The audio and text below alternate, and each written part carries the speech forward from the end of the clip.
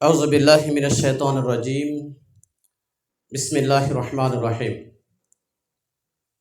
গণমানুষের সংগঠন বাংলাদেশ জামায়াতে ইসলামী ৭ নং সরবিজ ইউনিয়নের ৬ নং ওয়ার্ড কর্তৃক আয়োজিত আজকের এই সহযোগী সমাবেশের সম্মানিত প্রধান অতিথি, গণমানুষের নেতা, কমলনগরের বারবার নির্বাচিত ভাইস চেয়ারম্যান, বাংলাদেশ জামায়াত ইসলামী লক্ষ্মীপুর জেলার সুরকরণপুর সদস্য, শ্রমিক নেতা, লক্ষ্মীপুর জেলা শ্রমিকের সহসভাপতি, উপস্থিত রয়েছেন রামগঞ্জ উপজেলার সংগ্রামী আমির, সাবেক কাউন্সিলর জনাব মাওলানা আব্দুর রহিম, উপস্থিত রয়েছেন ৭ নং সরমিজ ইউনিয়নের আমির জনাব মাওলানা মিজানুর রহমান, উপস্থিত রয়েছেন ৭ নং সরমিজ ইউনিয়নের সেক্রেটারি জনাব ডাক্তার ফজলুল হক, উপস্থিত আছেন এই ওয়ার্ডের ৬ নং ওয়ার্ডের সম্মানিত সভাপতি জনাব মাহিনুদ্দিন ভাই, উপস্থিত আছেন ৭ নং সরমিজ ইউনিয়নের প্যানেল চেয়ারম্যানের সুযোগ্য সন্তান এই ওয়ার্ডের সেক্রেটারি আমাদের একান্ত প্রিয় ভাই মোহাম্মদ তানজিদ হোসেন, উপস্থিত আছেন এই ওয়ার্ডের বিভিন্ন পর্যায়ের সহযোগী সদস্য ভাইরাম এবং বিভিন্ন আশেপাশের মুরব্বিয়ান ইকরাম।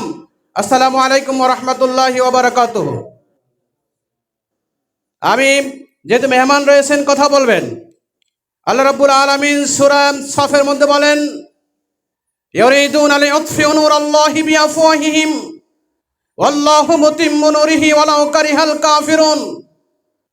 সূরা সাফের মধ্যে আল্লাহ বলতেছেন তারা আল্লাহর দ্বীনকে মুখের ফু দিয়ে নির্বাপিত করতে চায়, মুখের ফু দিয়ে নিভিয়ে দিতে চায়। আর আল্লাহ বলতেছেন আমি আমার জ্যোতিকে, আমার আলোকে, আমার নূরকে আমি বিকশিত করব, আমি সারা পৃথিবীতে আমি ছড়িয়ে ছিটিয়ে দেব। সম্মানিত উপস্থিতি, আপনারা জানেন দীর্ঘ 15টি বছরের এই স্বৈর শাসক বাংলাদেশ জামায়াত ইসলামের উপরে কঠিন থেকে কঠিনতর নির্যাতন করেছে। সাবেক আমির জামাত মাওলানা মতিউর নিজামী সহকারে কেন্দ্রীয় প্যানেলের সকল প্রথম সারির নেতাদেরকে তারা হত্যা করেছে। এরপরের দ্বিতীয় সারির মধ্যে লক্ষ লক্ষ লোককে জেলের শিকার করে শিকলের মধ্যে বন্দী করে রেখেছেন। অসংখ্য হাজারো মামলা দিয়ে লক্ষ কোটি আসামি করে জনগণকে নিষ্পেষিত করেছেন। তাদের ঘরে থাকতে দেওয়া হয় নাই, বাড়িতে থাকতে দেওয়া হয় নাই। মামলা হামলার শিকার হয়ে তারা বিভিন্ন রাত যাপন করেছেন বিভিন্ন বাড়িতে।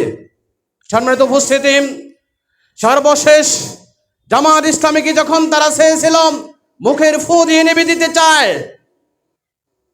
যারা যখন ঘোষণা দিল জামায়াত ইসলামীকে নিষিদ্ধ করলো, 4 থেকে 5 দিনের মাথায় তারা নিজেরাই নিষিদ্ধ হয়ে গেল।